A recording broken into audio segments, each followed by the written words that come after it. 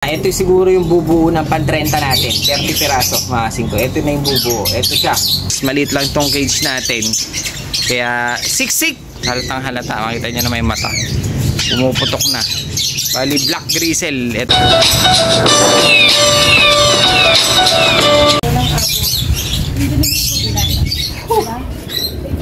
Sobrang init. Trik na trik ang araw.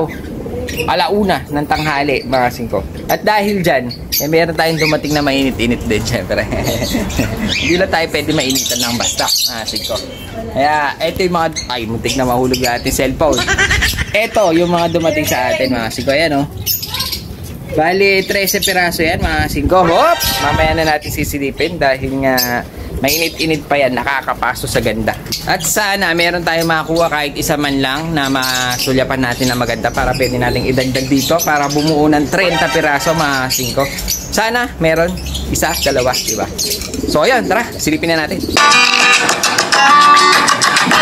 Kaya mga 5, bali, ito yung bagsak sa atin. Ayun, ang dami nila. 2, 4, 6, 8, 10, 12, 13 piraso. Ewan ko lang kung may mga naitip pa sa ilalim. Dahil maliit lang tong cage natin.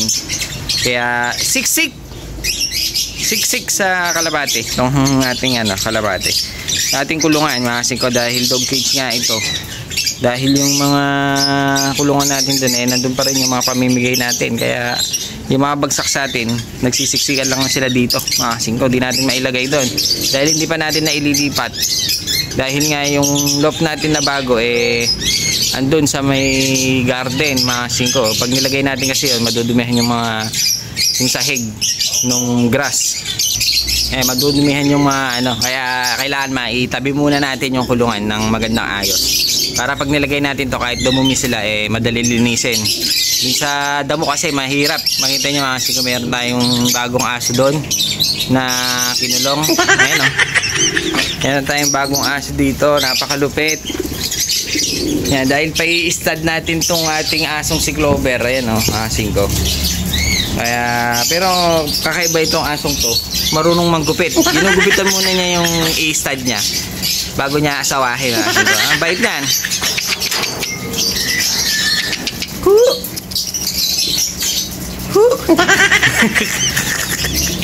Ang cute po niya. Nakita niyo naman, yan lang po ang aso marunong magsinelas. Ang lupit. So, mabalik tayo sa natin. Silipin na natin yung ating mga bagsak dahil sana makakuha tayo dito. Pero meron na ako na-ispatan, mga 5, na pwede nating itabi. Pero maraming maganda kaso syempre isa lang kukunin natin, mga 5, dahil yun lang ang aking natipuhan. Bali, silipin na natin yung mga dumating. Pero ilan lang siguro. Pakita lang natin yung mga itsura ng mga dumating. Ito, hindi pa lumabas. Bali, meron tayo dito isang blue bar. May mga singsing naman Ayan, ganda rin, mga 5. Mabilisan lang to. So ayan, mga 5, ito meron tayong isang cock na grizzle. Ayan, breeder. Halatang halata. Makita nyo na may mata. Pumuputok na. Bali, black grizzle. Ito ata yung black grizzle, mga 5. Ayan, ganda. Saktong-sakto to. Sana panigay natin. Kaso hindi ito yung napili natin. Ilalabas natin to, mga 5. Yan, meron tayo isang black check. Pansin ko, mga 5, ang gaganda ng itsura. Yung mga mukha nila nakakatakot. Pang Jurassic Park to, mga 5. Lupit to. Itim ang talukap na mata. Tsaka big cock, ang hirap hawakin, mga 5, laki. Bali, eto hindi natin ito pipiliin. Silipin natin yung mga off color. Ayun, may nakita akong dalawang pula. Bali, eto, mga 5. Eto yung isa dun sa dalawang pulang nandito. Bali, eto cock, red check, ganda rin. Ayun, tignan mo yung mata, kulay pink. Hindi siya pula kulay pink, mga 5 yan. Cock, malinis. Tsaka medyo big cock din siya. Cock, red check, ang ganda nito Pwede, kaso hindi ito yung type kong ipamigay. Kaya kukuha tayo ulit dito. Baka meron tayong mataypan. Kaya meron na naman tayo isang off color. Ang tawag dito blue pied, mga 5. Blue check pied. Pag sinabi kasing pied, yun yung may mga puti-puti na parang ganito. Yung tawag nilang Batman and Robin. Bali, eto, meron tayong isang dumating na ganitong kulay. Pero syempre, hindi ito. Ayoko to, mga 5 na ipamigay.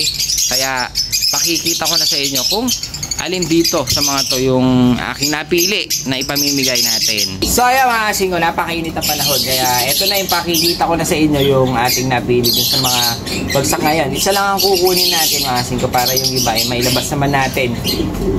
Sana, ito siguro yung bubuo ng pan-30 natin. 30 piraso mga kasing ko. Ito na yung bubuo. Ito siya. Isa siyang blue check white flight mga kasing ko. Hen! Napakagandang hen nito. Tignan nyo naman, ang lupit. May puti-puti pa yan sa ulo. Ayan.